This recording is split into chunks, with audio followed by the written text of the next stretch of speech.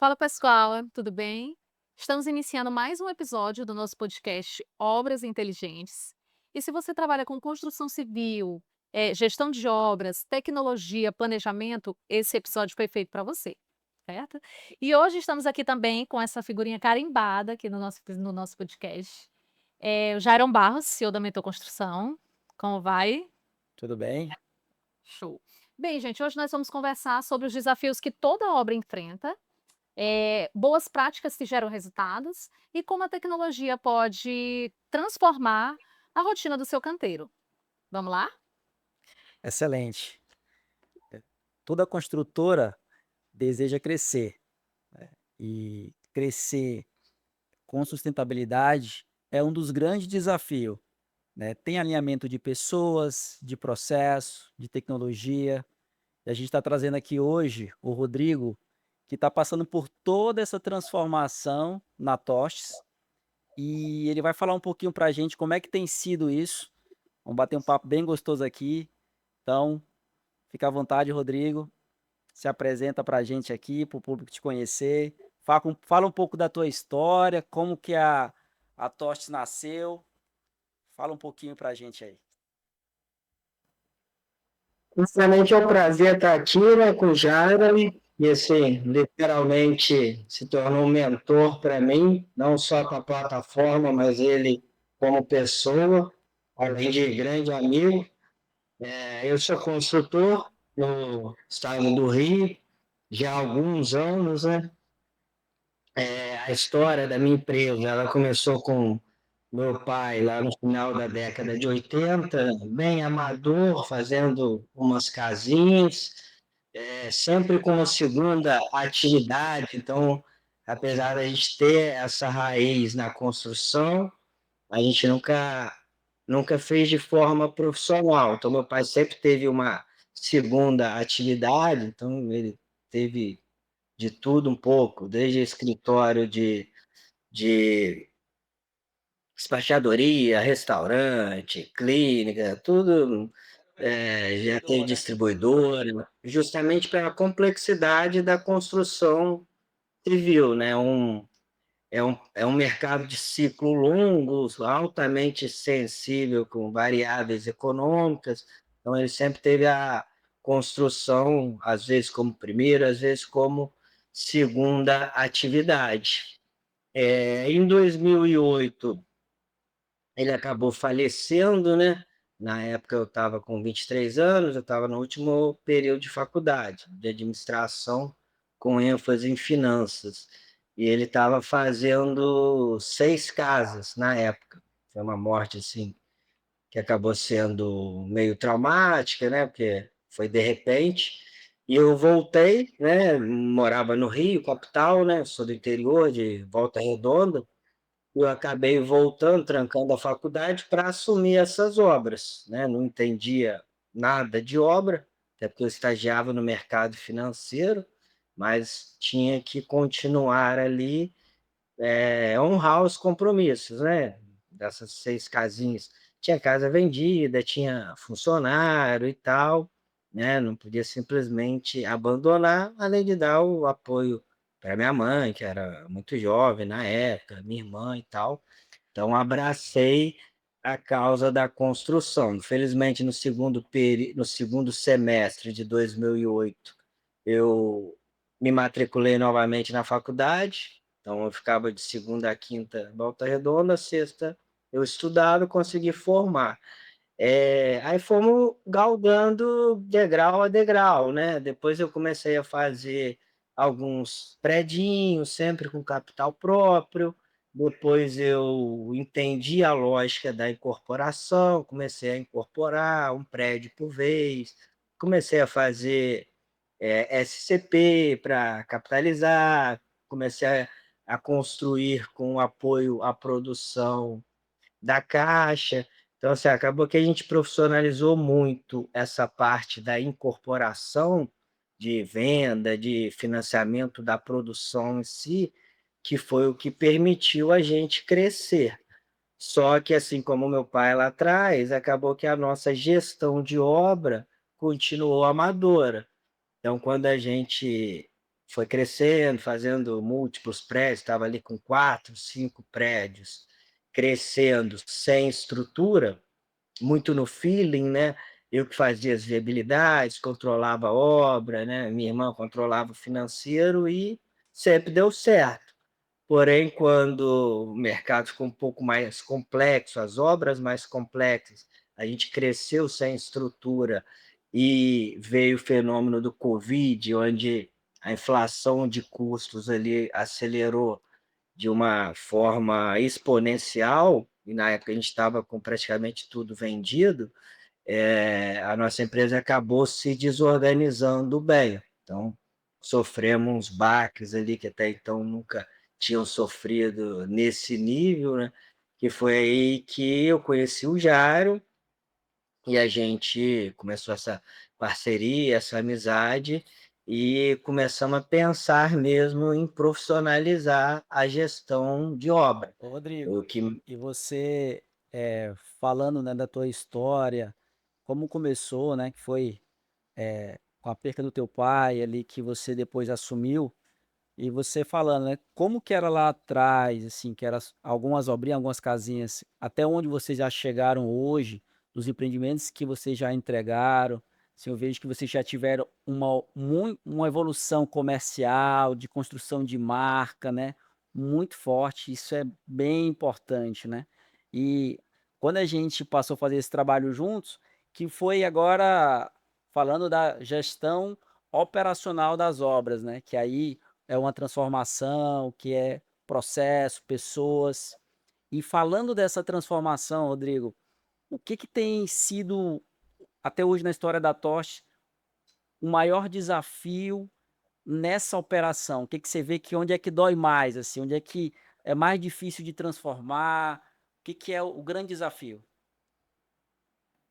Assim, o nosso o grande desafio mesmo foi esse período do Covid, né, então foi essa gestão operacional mesmo, né, porque a gente sabe que a obra ali, né, vai consumir 50, 60% do nosso faturamento, mais o terreno, né, então assim, a gente já tem uma margem bruta pequena em relação a outros setores, então não tem muita margem para errar. Aí, falando dessa evolução, né, eu lembro criança, assim, meu pai fazia os controles no caderninho lá, né, funcionava, às vezes errava também os orçamentos. Eu lembro de um predinho que ele estava me contando, e assim, ele errou, o orçamento estourou o dobro, né. Depois a gente passou para o Excel e tal, eu até estimava bem, mas quando mais casinha, prédio menor, um por vez, aí era Excel raiz mesmo. Com múltiplas obras, eh essas composições de custo, essas complexidades dos projetos, eu não tenho essa formação de engenharia, passou a ser o principal gargalo. E a gente investiu pesado em profissionalizar, né, trazendo pessoas muito bem muito bem, muito comprometidas e competentes, né, porque não adianta ser uma coisa e não ter a outra. Instituímos processos, que aí a Mentor ajudou muito, processo de controle de custos, processo de planejamento, obviamente, com tecnologia, então com RP, a gente usa muito o Mentor para controlar a qualidade, então foi naquela lógica de pessoas, processos e tecnologia. Então, o que era antes muito no feeling, muito Excel ali e muito eu, a gente exponenciou com pessoas competentes, assessorias, consultorias igual a do Jário, igual a da Mentor, para nos dar um direcionamento, né, seja esse direcionamento técnico do que tem que fazer, de como tem que ser feito, seja um direcionamento ali operacional também, das melhores práticas, de como operar as ferramentas, de qual o melhor processo, e a partir daí um um processo de controle, uma disciplina quase que militar mesmo. Obviamente a gente não acerta em tudo, né, é uma melhoria constante, mas hoje a gente vê que a gente está num grau de maturidade, de gestão de obra, de profissionalismo, que poucas empresas têm, né. Na região, assim, é muito difícil alguém controlar as obras igual a gente controla hoje. A virada de chave foi ali, final de 23, que a gente estava, bem ruim, assim, operacionalmente, entregamos obras com estouro de 50, 60% aí de orçamento, prazo, o prazo também já dilatado, então foi meio que a virada de chave. 24 ali a gente entrou com a mentor, e desde então é uma luta diária, né, eu vejo que hoje, a parte de incorporação imobiliária, essa eficiência operacional é o que muda o jogo das empresas, né. Obviamente que tem toda essa questão, comercial, que nisso a gente sempre foi bem, né, então a gente não quebrou lá atrás, porque a gente sempre vendeu bem e sempre teve uma marca muito forte. Então, mesmo nos momentos de dificuldade, de obra estourado, caixa baixo, a gente nunca deixou de honrar nossos compromissos. Muita gente da região, muita construtora ficou pelo caminho, a gente não só passou por essa turbulência, como nos profissionalizamos, e o fato de ter passado isso trouxe uma credibilidade gigante para a gente, na cidade, na região. Então, hoje a gente é super bem posicionado, temos muita credibilidade, e hoje a gente também investe, né, em comunicar ao mercado esse profissionalismo, né, essa trajetória de quase 40 anos, porque num mercado tão complexo igual construção, não é fácil, ficar tanto tempo no mercado. Exatamente, Rodrigo. E você falando, Rodrigo, eu lembro das nossas primeiras conversas, quando a gente falava de gestão, e lá atrás, uma das nossas primeiras conversas foi justamente sobre isso, né?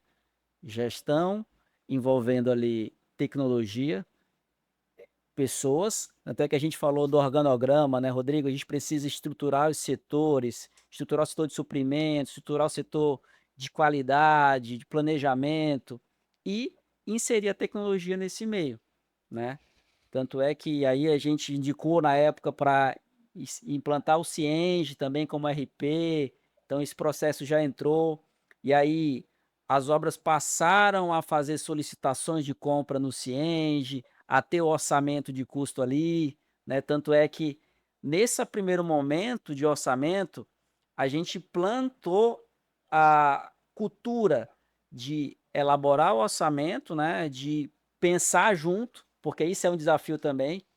Na hora que você começa a calcular a quantidade, jogar preço, vai dar um número lá no final, né? Mas nem sempre esse número é o número real, né? E essa participação do time de suprimentos, de engenharia, para fechar junto, avaliar os desvios é essencial, né? Que eu vejo que foi um dos grandes avanços que a Tostes teve ao longo desse tempo que a gente está junto, né? Porque a gente fez o primeiro orçamento lá, validou o orçamento.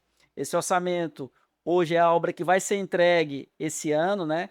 Teve alguns desvios desse orçamento, mas a gente já percebe que os novos orçamentos já estão no nível maior de maturidade, a gente consegue ter uma assertividade maior.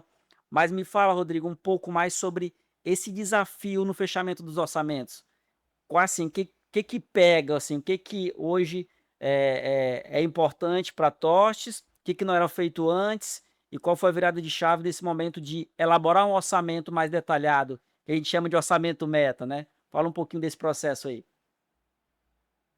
Pô, na verdade é um processo de aprendizado, né. A gente, assim, eu particularmente, eu não tinha muita noção teórica, e isso, assim, me gerava uma angústia muito grande, eu sabia que estava indo para o buraco. A gente tinha um orçamento contratado por terceiros, mas igual eu brinco, era para inglês ver, né. Não tinha ali, essa análise de composição de custos e tal, levantamento certinho dos quantitativos, bater com os projetos. Então, assim, o que eu acho hoje essencial para a elaboração de um bom orçamento, primeiro a gente ter, os quantitativos de todos os projetos muito bem elaborados, a participação de todo mundo, então desde o projetista, até o engenheiro de obra, até os mestres de obra, eles participam, porque às vezes tem uma solução ali de projeto, que a gente imagina que vai fazer de um jeito e que vai gastar X, e ele vê lá pela experiência que não é factível. Então você inserir todo o time, eu acho que é fundamental, né. E mais do que isso, né, que aí entra muita consultoria do Jairo, você ter os processos de acompanhamento desse orçamento. Então, é uma solicitação de compra, é uma validação, é acompanhar ali mês a mês, linha a linha do orçamento. A gente fazia, a obra ia pedindo conforme necessidade. Então ali tinha desperdício, provavelmente tinha furto, ineficiência, então hoje não. Então essa virada de chave, eu até entendia o processo fim, né, o processo de gestão em si, até porque eu tenho uma formação em administração, só que eu não entendia como jogar toda essa gestão macro para o operacional da obra, que aí são os processos, desde solicitação de compra, as alçadas de validação, comparar ali os quantitativos, se o orçado está de acordo com o pedido, se não está estourando quantitativo, se está estourando por quê? Acompanhar os preços também, o preço está estourando, não está, e com o tempo você vai ganhando maturidade. O Easy, por exemplo, a maior parte do furo do orçamento foram itens não orçados, né, porque a gente não tinha essa maturidade de analisar e enxergar o todo, tanto é que hoje a gente faz os orçamentos dentro de casa, então acho que isso é muito válido. A gente fazer projetos, fazer a compatibilização, levantar os quantitativos e orçar, fazer o orçamento dentro de casa, isso trouxe um ganho, para a empresa, para as pessoas, em termos de maturidade, conhecimento, que só terceirizar não traria. Então eu vejo como a empresa como um todo, elevou o nível. E é o que o Jairo falou, isso só é possível se você também consegue identificar pessoas com essa cultura de aprender, de ir a fundo, né, aprofundar em cada coisa, saber que vai errar, mas que é importante corrigir, que é importante que o próximo orçamento seja melhor do que o anterior, que tenha menos furo, que é importante controlar linha a linha, e isso a gente está conseguindo até na nível obra, nível mestre, nível encarregado, É, eu que quando a gente começou a implementar, achava que era só burocracia, né. "Ah, a gente fez sempre desse jeito, dava certo, agora querem colocar um monte de coisa, agora para eu pedir uma coisa eu tenho que ligar o computador, solicitar, alguém tem que autorizar, alguém tem que cotar". Na cabeça deles era desperdício de tempo e desperdício de dinheiro, mas era justamente ao contrário, né. e eu Como fa a gente não contemplava nada, ali estava o gargalo todo da obra. eu falo, Rodrigo, que talvez uma das grandes viradas de chave de vocês, desse processo, né, de pessoas, do orçamento, de trazer a tecnologia, é como que você conseguiu, envolver tudo para que esse processo fluísse bem, né, porque, eh, o fato das pessoas serem participativas no momento da definição do processo, no momento de validar o orçamento, porque muitas vezes o que eu percebo é que uma empresa faz o orçamento e simplesmente empurra para a obra executar, né. E quando você faz o orçamento assim, sem a participação, é a mesma coisa do planejamento. Se as pessoas não acreditam que aquilo pode ser cumprido, cara, você já começa o processo errado. Você pode até ter um sistema de acompanhamento bem feito, mas se o orçamento já nasceu sem a colaboração do time, isso já é o primeiro passo para o insucesso, né. E eu vejo que vocês fazem isso muito bem hoje, essa colaboração do time, né. E colocar as pessoas certas, né, nas cadeiras certas para envolver, acho assim, também isso tem que ter um pouco de talento de gestão, né, que é o Rodrigo faz isso muito bem hoje. Então a Tortes montou um time, que consegue jogar junto, e consegue junto ir para fazer o gol ali, e eu acho que isso é muito importante também para essa evolução que vocês têm alcançado no dia a dia. Mas me fala, Rodrigo, também, como que hoje é esse acompanhamento que vocês fazem, do custo no mês, no dia a dia, como é que é esse olhar? Vou contratar um empreiteiro, quanto é que eu tenho orçado? Como é que é isso no dia a dia de vocês hoje? Como é que funciona esse bate-bola? Olha, então primeiro a gente faz esse orçamento, né, participativo, né, no bom sentido, aí até nessa parte cultural aí, tem uma parte que eu acho que é mérito meu e uma parte que não é, mas acabou contribuindo. Uma é de tentar explicar a importância e o porquê das coisas, né, e não simplesmente impor. Então, quando as pessoas entendem, elas obviamente participam mais. E o segundo, eu não como eu não entendia muito do processo em si, eu precisava da ajuda deles, né, então, assim, o fato dessa minha ignorância acabou sendo bom, porque todo mundo tinha que se desenvolver. Só que isso é feito de uma forma muito transparente, né, então, assim, vamos fazer juntos aqui, né, ninguém sabe mais do que ninguém. Obviamente, uns têm um conhecimento a mais, né, outro um pouco menos, mas a junção ali de cabeças pensantes, isso acaba exponenciando o conhecimento. Então, uma vez feito isso e validado, a gente faz um acompanhamento mensal do que foi orçado, seja em termos de quantitativo, para ver se não furou o projeto, seja em termos de valores, para ver se a gente não está comprando a mais do que foi cotado, né.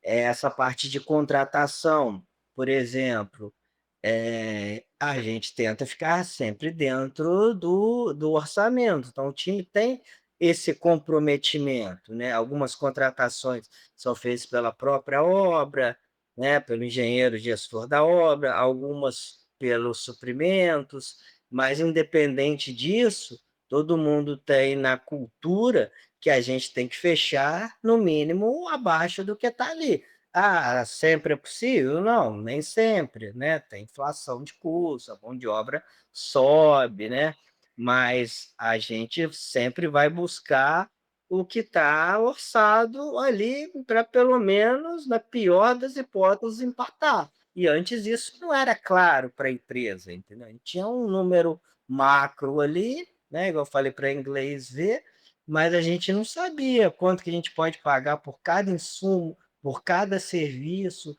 Eu acho que é assim, e é isso, além dessa parte cultural do time, mas é isso que faz a gente estar hoje dentro do orçamento, né. Tem a primeira obra ali, está saindo um pouco e tal, mas nada que comprometa toda a empresa, mas o fato de todo o time saber o quanto a gente pode pagar para que aquela obra tenha uma performance satisfatória, né, deixe uma margem bruta saudável para a empresa, é o que mudou o jogo. Além disso, esse acompanhamento mês a mês, né. Hoje o acompanhamento é até um pouco mais do que mês a mês, mas a nível diretoria acaba sendo mês a mês. E, assim, sempre que a gente estoura alguma linha do orçamento, a gente tenta entender o porquê, se é questão de mercado, se é questão de furo de orçamento, má execução e, obviamente, traçar planos de ação para tentar compensar em outras coisas, né. Nem sempre é possível, nem sempre, Mas se a gente não tiver essa meta, esse objetivo fim, aí a obra vira um saco sem fundo, né, uma É, coisa muito complexa, muito imprevisível. e o importante disso, né, assim, desse processo, que vocês conseguiram evoluir bastante, é que hoje a gente vai até no nível da discussão que o reboco aumentou 1,5 cm, 2,5 cm, e aquilo impactou em tanto de cimento, tanto de areia a mais, tanto no custo. Eu falo que esse nível de maturidade, de olhar do custo, não é qualquer construtora que tem, porque o fato de você ter o orçamento é o primeiro passo. Só que aí tem um outro passo por trás, primeiro que é garantir as apropriações, né, certinha, ou seja, quando você faz uma solicitação de compra, quando você contrata um empreiteiro, quando você tem a mão de obra própria, garantir que ela está apropriada na linha correta, tudo isso é a fase 2 pós-orçamento, para que você consiga analisar o custo da forma correta. Porque se você só faz o orçamento e você não garante que a apropriação está certinha, você não vai conseguir analisar o desvio, né? Que hoje vocês têm esse nível de maturidade do olhar e a gente apoia vocês nesse mês a mês, né? Que é até bem interessante isso. Lá atrás, no processo, a gente fazia essa análise do custo e entregava para vocês pronto. Só que aí vocês foram evoluindo, né? Maturidade, tendo pessoas, o processo vai avançando e é justamente isso que a gente vai levando para as empresas, né? Porque o nosso objetivo é transferir a inteligência do processo para que nossos parceiros consigam implantar isso internamente, né? E a gente depois continua como um apoio, né? Como um auxílio externo, um olhar externo para que aquele processo ele continue evoluindo. Eu acho que talvez isso hoje é a maior contribuição que a gente está tendo com vocês depois desses 2 anos já juntos, né? De desenvolvimento de processo, treinamento de pessoas e agora com esse acompanhamento mensal, né? Mas aí também, além da parte do custo, teve a parte do planejamento, né? Que a gente também apoiou e hoje vocês fazem internamente também. Tem uma pessoa específica que olha o planejamento de cada obra, então isso também foi bem interessante. Mas agora, puxando um pouco para a qualidade, eu acho que esse é um processo também que evoluiu muito, né, bastante.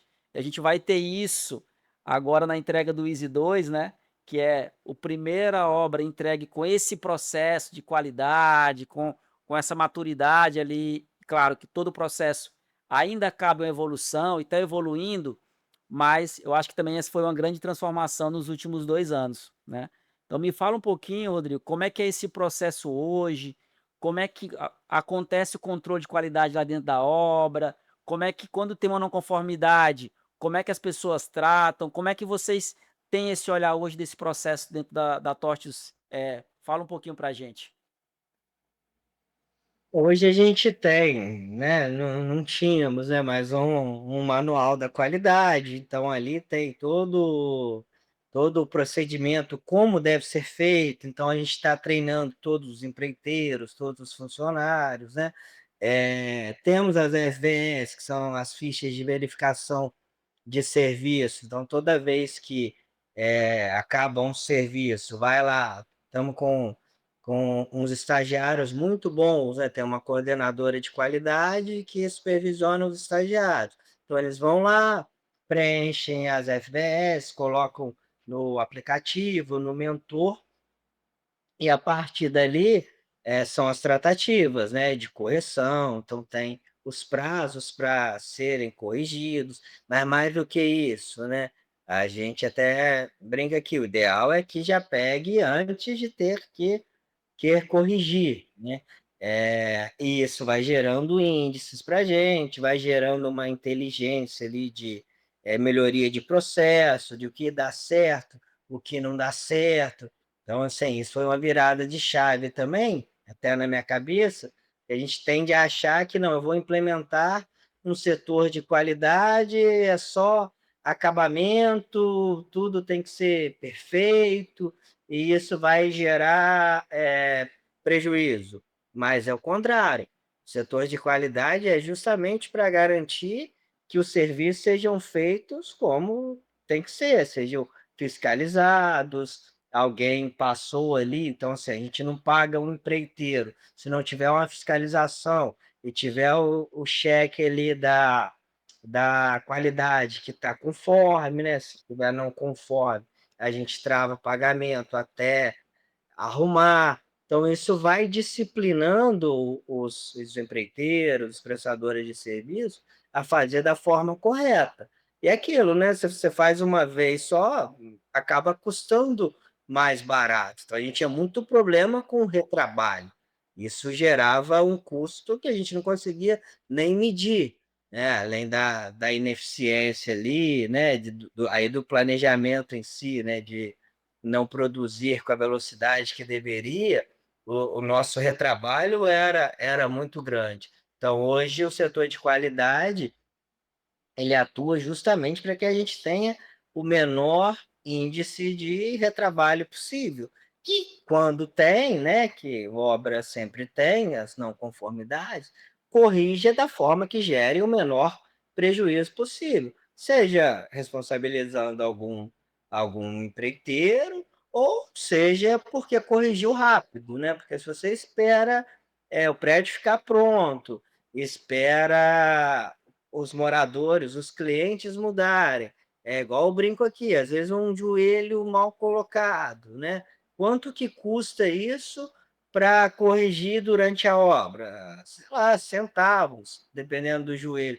Agora, indo com o cliente morando, você vai ter que ir lá, é hora do engenheiro, você vai ter que quebrar uma parede ou um gesso, vai ter que recompor, fora o estresse, fora o custo de marca, né, desse serviço mal feito, que você não consegue nem medir.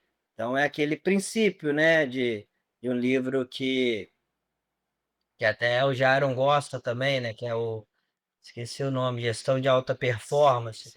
E o quanto antes você pegar o erro, menor é o prejuízo. E o setor de qualidade serve muito para isso, Mas para não e essa, deixar e essa, o prejuízo ir aumentando. e essa visão, Rodrigo, ela é muito importante, né, do empreendedor, do incorporador, do investimento na estrutura de qualidade, né, no setor de qualidade.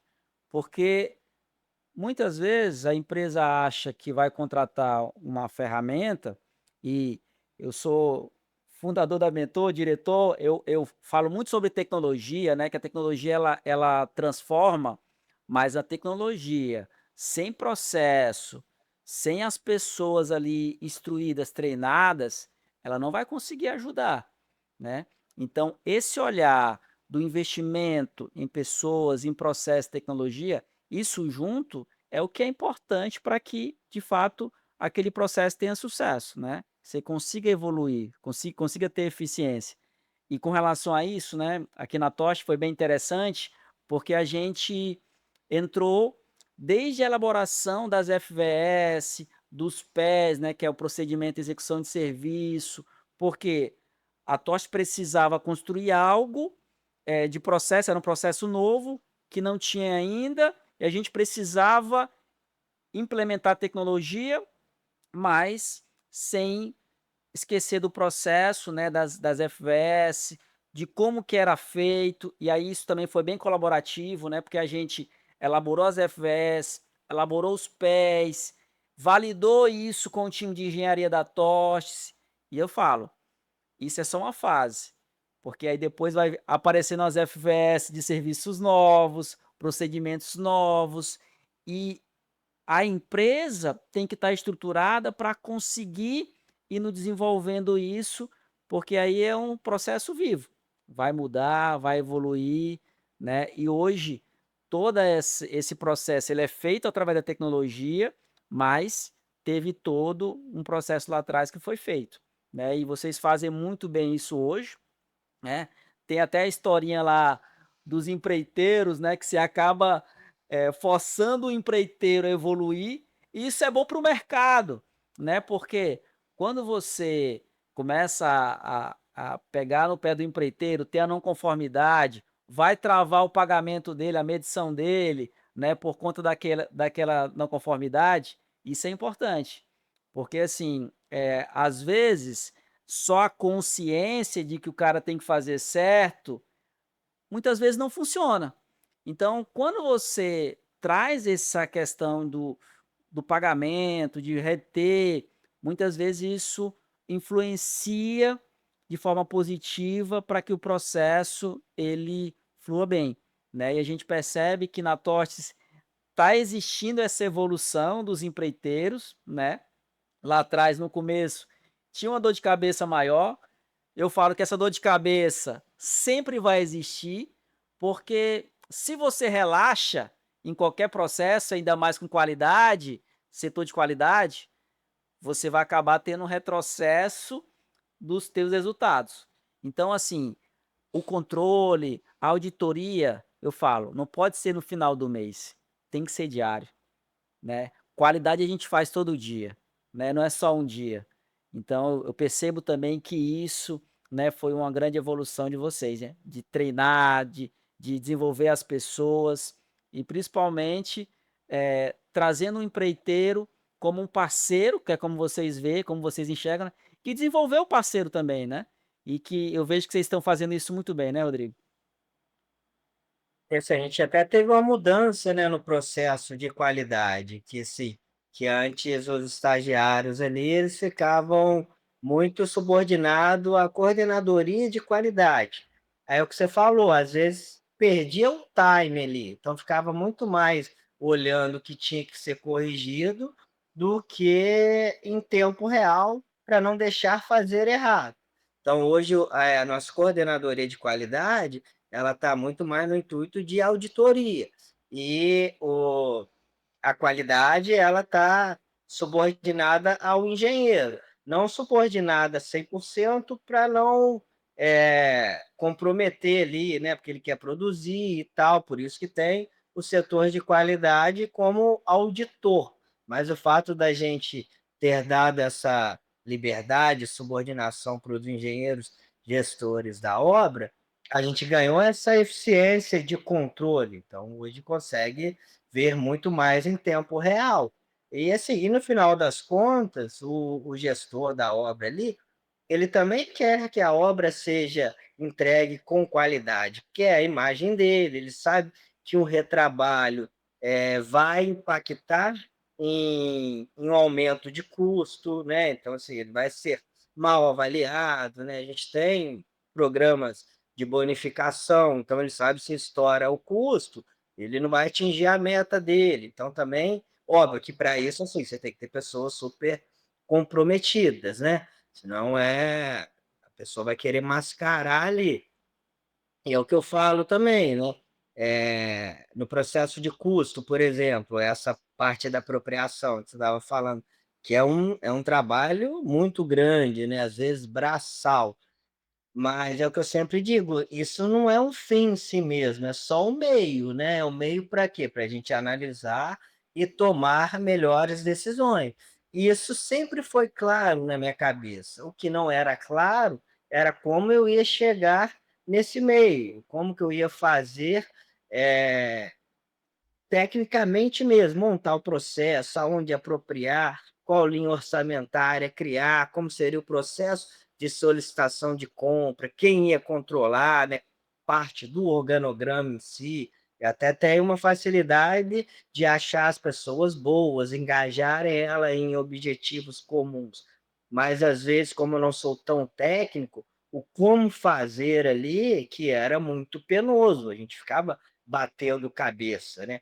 Aí que entrou o Jaro e a consultoria, porque aí, ó, sim, a própria implementação do RP, o Jaro entendia muito mais que os próprios, implantadores do RP, então ajudou a gente, até muito mais. E uma vez isso rodando direitinho, aí que vem a mágica mesmo, né, que aí entra a minha capacidade de análise, a capacidade do meu time, a capacidade do Jaro, é o que eu falo, a gente tem que gastar cada vez mais tempo analisando e buscando melhores soluções do que só construindo dados. O dado é excelente ter, mas é só o começo ali, é o início, sem dado você não faz nada.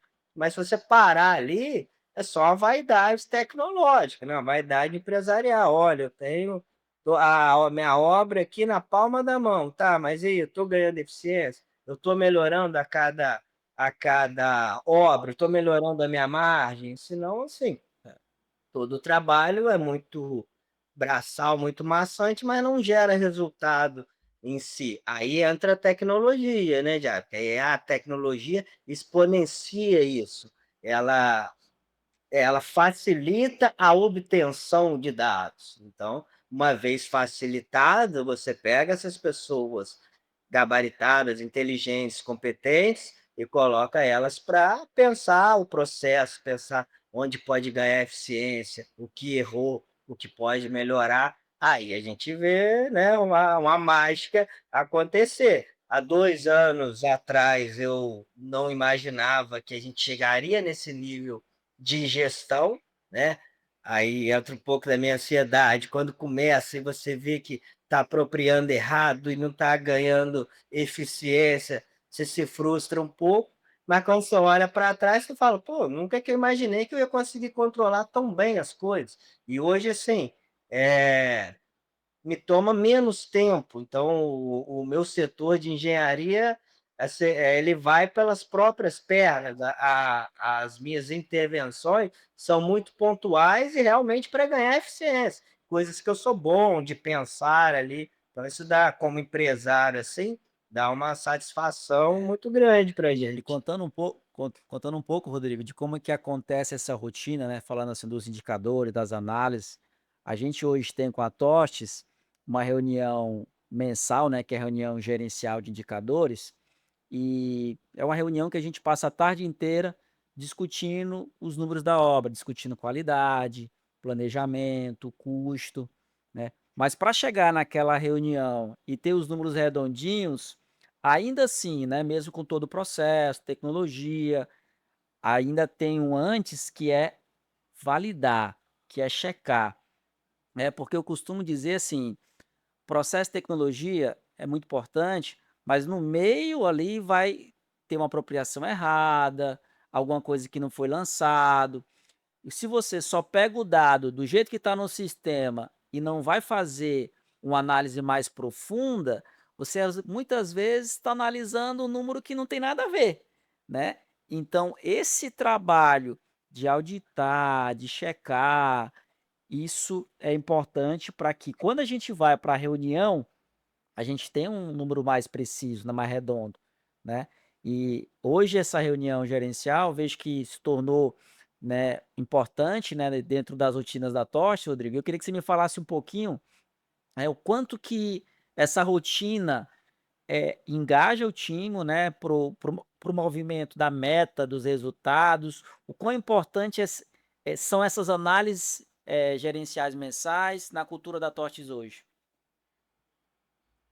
Isso é fundamental, né, igual eu falei, a parte operacional vai mais da metade da nossa receita, então se isso estiver ruim, a empresa vai estar necessariamente ruim, né.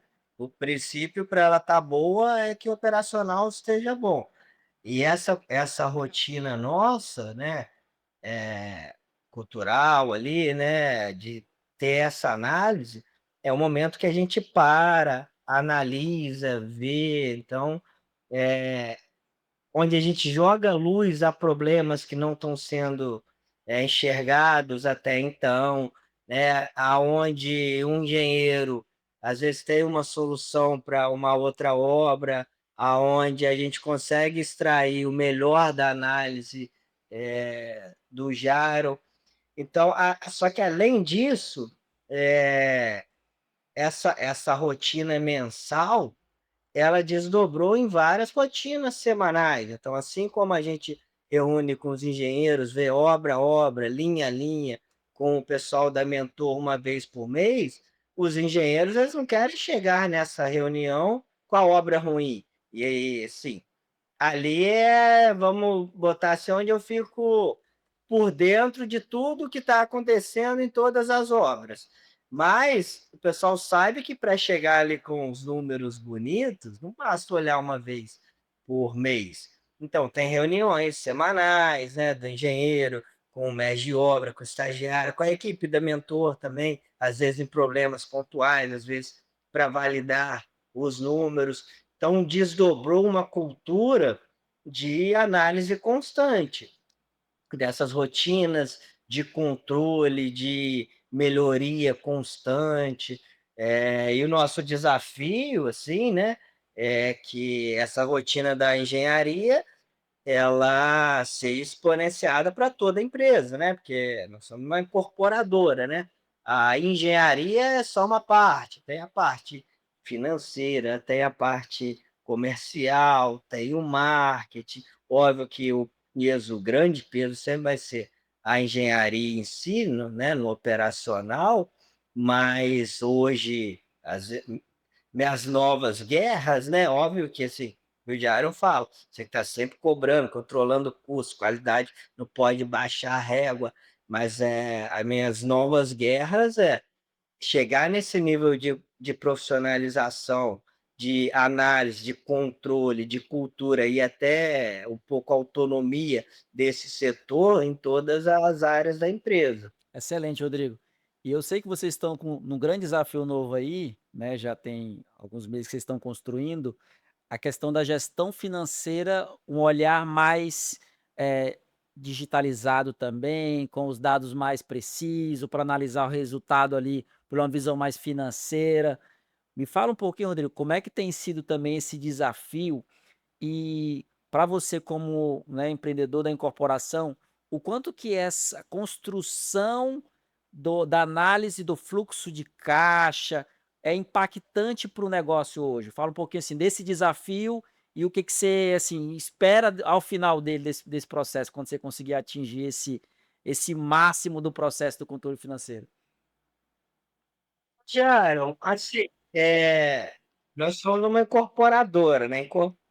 Incorporação imobiliária, essencialmente, é um negócio financeiro, né? Então, a gente vende na planta, recebe antes, é alavancado, toma dívida, faz apoio à produção da caixa. Então, se a gente não tiver esse controle feito, né, a gente quebra. Óbvio que não adianta você fazer isso muito bem feito com as obras, né, saindo do trilho, que foi o que aconteceu com a gente. Então eu tenho essa veia financeira. Só que é aquilo, a gente cresceu, são várias obras, várias contas, um custo administrativo muito alto. Então a gente tem que ter a noção exata de cada custo nosso para além das obras, né? Pô, quanto que eu estou gastando de escritório, de marketing, de vendas, porque às vezes a obra está boa, mas você come sua margem toda nas outras despesas. Então a gente está nesse desafio. É, Obviamente a gente já está bem evoluído, a gente consegue ter o DRE, consegue ter uma previsão de caixa muito boa.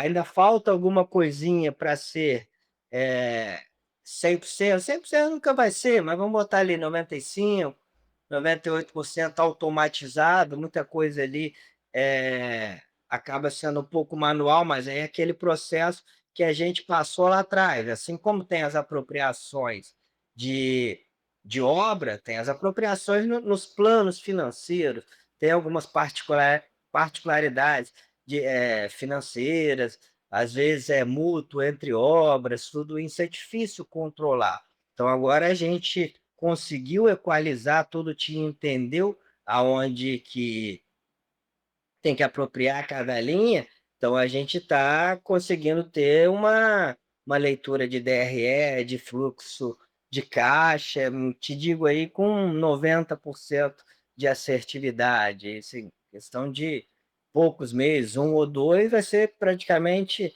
100% ou 99%. Isso faz toda a diferença, porque uma incorporadora, muitas das vezes, ela não quebra por prejuízo, ela quebra por falta de caixa. Lá atrás, né, quando eu falei que estourou, né, Diário sabe muito bem a história, pegar lá 2022, 2023 e tal, a gente teve prejuízos grandes, a gente só não quebrou porque a gente sempre fez essa gestão financeira muito boa. A gente sempre soube financiar bem o empreendimento, se alavancar, vender muito bem. Então, eu sempre entendi bem esse fluxo financeiro. Então, foi o que permitiu a gente passar por essa má gestão de obras. Então, isso é essencial. Só que não adianta você ter uma gestão financeira boa com anos de prejuízo, porque sua obra é má gerida, uma hora não há gestão financeira que aguenta, né? Você vai ficar com a dívida gigante. Então, não tem como uma incorporadora de sucesso ela não ter uma gestão financeira muito boa. A gente sempre teve, né? O nosso problema era operacional mesmo, mas aí é aquilo. Agora a gente está naquele desafio de exponenciar mesmo, de botar a tecnologia para o dado tá ali, um acesso muito fácil, a gente saber, não, isso aqui eu vou, pô, dá para eu entrar nesse projeto, não dá, eu tenho caixa para isso, eu não tenho, estou gastando demais com marketing, com vendas, que aí é o maior desafio hoje nosso, que é o comercial e o marketing. O nosso financeiro, ele é bem gerido, então a gente só está automatizando para que os dados sejam vistos mais em tempo real, mas a gente vende muito bem, mas a gente sabe que a gente tem eficiência ali para ganhar, seja com gasto com vendas, seja com gasto com marketing, porque é o que eu digo, vender sempre vai vender, mas a custa de quê? De um caminhão de dinheiro no marketing? Não dá para ser mais assertivo? Eu preciso de ter os dados ali para direcionar meu marketing. Essa, Eu não posso ter um comercial que venda mais rápido, num custo menor, que no final das contas, num setor com margem tão espremida, você tem que olhar todas as linhas da empresa e passa pelo financeiro, para eu saber exatamente o que eu estou gastando em cada setor da empresa. E hoje, felizmente, a gente consegue ter essa visão. e esse desafio é gigantesco, né? Controle financeiro, fluxo de caixa. De todos os processos, né, que uma empresa, com a construtora, ela tem, esse do fluxo de caixa, para mim, é um dos mais complexos, porque você, para ter um fluxo de receita do que vai entrar, se for uma obra pela caixa, você vai ter que saber entender muito bem as variáveis que vão gerar a tua receita, né? Quanto você já vendeu, quanto você mediu de obra, fazer um vínculo do teu planejamento com a PLS. Cara, são muitas variáveis, os desafios são gigantescos, né? E quem faz isso É, muito, mas quem faz isso muito bem consegue se destacar, porque realmente é importante essa visão. Mas pode falar, Rodrigo. então, aí o desafio é realmente isso, porque assim, a lógica em si, talvez por eu ter essa visão financeira, eu já entendi há muito tempo, né? Só que ficava tudo na minha cabeça, nas minhas planilhas, e com o tempo fiquei. Minha irmã também ajudava muito, mas com o tempo fica humanamente impossível, né?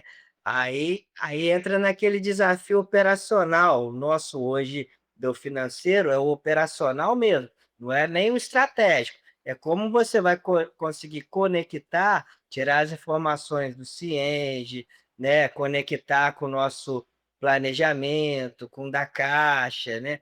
Essa teoria financeira, para mim, é até fácil. O difícil é você conseguir traduzir isso para todo mundo ver ali em tempo real. Aí requer um trabalho operacional mesmo, de programação, de linkar tudo, que é um pouco trabalhoso, que é isso que a gente está chegando no final. Aí, como eu falo, né, o final da primeira parte e a parte menos importante, estrategicamente falando. E, Aí agora é extrair ali onde eu ganho eficiência, onde eu acelero, e eu falo, onde eu invisto. Rodrigo, e que você fala, né, assim, que você tem um domínio bem né, do controle, e eu sempre digo que esse domínio, né, né, ficava muito na tua cabeça, mas à medida que você vai crescendo, que você vai tendo mais 3, 4, 5, 6 obras, aquilo que às vezes ficava muito na tua cabeça já não cabe mais, né, porque é muitos processos acontecendo e tudo.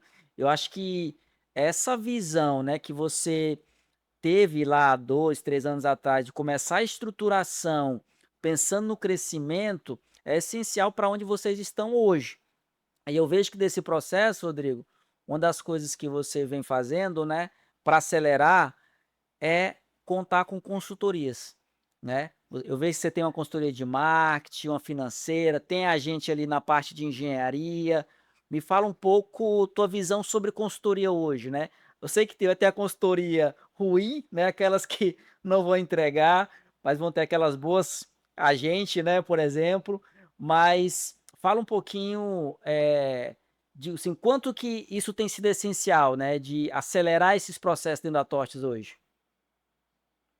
Cara, assim, foi essencial, né, eu assim, eu não tenho problema de mudar de ideia, né, então, assim, eu tinha um preconceito com consultorias, né, de não entender bem a realidade, só que vocês, no caso, quebraram todos os preconceitos. Só que você também me trouxe um outro problema, que deixou a gente mal acostumado, porque é um nível de Ele consultoria evoluiu. que também não é fácil de encontrar, entendeu? Então, assim, então tem que meio que separar o joio do trigo. Tem consultorias que são muito boas, mão na massa, que é o caso de vocês, e ajudaram a gente a construir do zero que a gente não tinha nada. Mas tem consultorias também que se você já não tiver um time interno bom e tal, a coisa não vai, a consultoria vai muito mais direcionar. Aí você tem que ter um time interno. Então, assim, eu acredito muito numa mescla. Agora, quando você não tem um setor, você precisa de uma consultoria que, assim, a fundo mesmo, né, que ela vai fazer, vai construir com você. Se for uma coisa rasa, aí talvez seja melhor você trazer alguém interno muito bom, porque, o tempo, o custo vai ser o mesmo, às vezes vai ser um pouco maior, mas vai entregar mais. Então tem que saber muito bem escolher os seus parceiros, né. Eu estou nesse dilema, porque assim, eu tenho consultorias muito boas, né? Mas tem consultoria também que você vê que fica raso. Fala, pô, isso aqui eu não sei é como fazer. Eu preciso de gente aqui, preciso de alguém gabaritado, eu preciso de alguém que me ajude a construir. Aí você perde um pouco de tempo e dinheiro. Então é o que eu falei, assim, eu venci algumas barreiras, mas ao mesmo tempo vocês nos deixam mal acostumados. Se todas as consultorias fossem igual vocês, a gente já todos os processos já estavam rodando muito bem, então tem que saber muito bem escolher. Mas eu acredito que existe excelentes consultorias, mas a gente não deve abrir mão também de fortalecer um time interno, de ser um apoio ali. E aquilo, o bom consultor, ele ajuda a construir e ele vai passando conhecimento, né. Por exemplo, você vê nosso time de engenharia, o tanto que evoluiu, né. A gente hoje faz coisas que às vezes a gente não precisaria da mentor. Só que, o nível de entrega é tão bom e essa sinergia entre o meu time e a mentor, principalmente o Jaron, é tão bom, então assim, a gente tem a possibilidade às vezes de diminuir um escopo, mas eu não quero abrir mão, porque acaba que é muito barato ter acesso ao seu cérebro, digamos assim. Então eu acredito muito nisso, que o bom consultor ele vai desenvolver bem as pessoas, a boa consultoria, e quando desenvolver esse efeito multiplicador de conhecimento fica tão grande que você também não quer abrir mão. Mas não dá para ser aquela consultoria que, ah, não, você tem que fazer isso e tal. Pô, isso eu sei, se eu entro no YouTube, na internet, tem como fazer tudo. Agora, como que eu faço?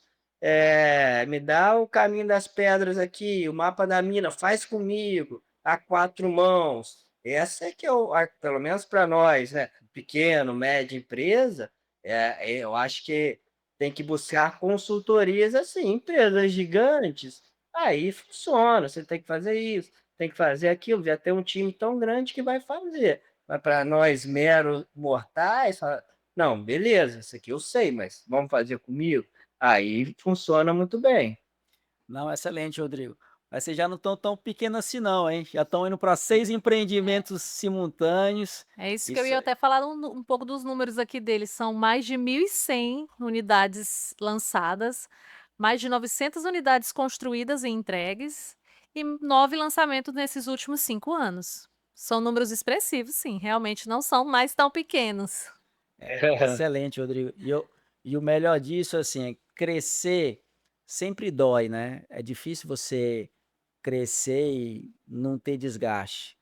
Mas quando você se prepara, quando você prepara um time, prepara a empresa para esse crescimento, fica menos desgastante, né? Eu falo assim que o desgaste vai sempre ter, crescer dói, mas eu percebo que hoje vocês estão crescendo de forma sustentável, né? Um processo que uma obra que uma obra implanta é o que está rodando na outra, né? E isso que é assim a grande virada de chave, é a empresa crescer igual. Não dá para cada canteiro de obra ser diferente da cabeça de cada um, né? Isso faz com que a empresa tenha eficiência igual em cada um dos seus produtos. É claro que uma obra vai ter um desvio um pouco do outro, mas o processo é que vai determinar essa eficiência e sustentabilidade. Rodrigo, a gente está chegando. Pode falar. É, Nossa. não. Não, porque eu ouvi uma frase esses dias falando isso, né? Que crescer dói, mas crescer sem estrutura, sem planejamento, destrói. Então é bem isso. Tem como você crescer sem sentir desconforto, dor e tal, mas se você não se planejar, não se estruturar, você cresce e quebra. E as pessoas ao seu lado faz total diferença. Porque, assim, no momento ali de crise, de problema, e você olhar para o lado, saber que aquelas pessoas estão com você, vão te apoiar, deixa essa jornada de crescimento mais leve. E o que é legal hoje na nossa empresa é que a gente conseguiu fazer essa cultura né, de crescimento, de melhoria, de alta performance, que a própria equipe, assim, eu não preciso nem demitir, a equipe já demite, fala, opa, essa pessoa não está acompanhando, serviu no momento, está todo mundo crescendo, aprendendo mais, se esforçando mais, acompanhando o ritmo que a empresa quer chegar, mas essa está ficando para trás. Então, isso é muito legal, né? Num time de alta performance, as pessoas óbvio, né, a gente tem nossos gostos pessoais e tal, mas olhar para o lado e ver: "Pô, essa pessoa está agregando de fato? Se não tiver, vamos conversar, vamos tentar reposicionar, se não acompanhar, assim, não a gente não pode carregar ela, vamos trocar por quem entregue". Então isso é muito legal e acho que é isso que é uma cultura que faz a uma empresa crescer de verdade de forma sustentável. É a cultura de alta performance, né? Toda vez que você vai subir de degrau, vai exigir que você tenha um time melhor. O time tem a possibilidade de crescer junto com a empresa, mas infelizmente quem não acompanhar vai ficar no meio do caminho. E ter essa maturidade, ter esse pensamento é importante para o crescimento. Porque se você ficar mantendo no time ali uma pessoa que já não está mais alinhado à nova cultura, eu sempre digo que a cultura ela vai se transformando, né, ao longo dos anos.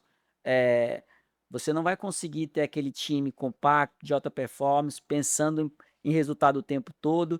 Muitas pessoas, aquelas que não evoluírem, vão puxar o time para trás. Então, esses ciclos são muito importantes, né? Muito importante. Rodrigo, Às vezes você fica pensando numa pessoa isoladamente, né, porque ela te ajudou no momento, mas por algum motivo ela não acompanhou, a gente pensa em individual, mas se a gente pensar no coletivo também, aquela pessoa está puxando para trás todo o resto, né, então quando a gente muda um pouco a forma de pensar, a gente acaba assim, tendo a consciência um pouco mais tranquila, que às vezes mudar aquela pessoa vai trazer mais benefício para mais pessoas do que malefício para uma única especificamente. exatamente, exatamente, meu amigo. Rodrigo, a gente está chegando ao final. Queria mais uma vez agradecer pela tua participação.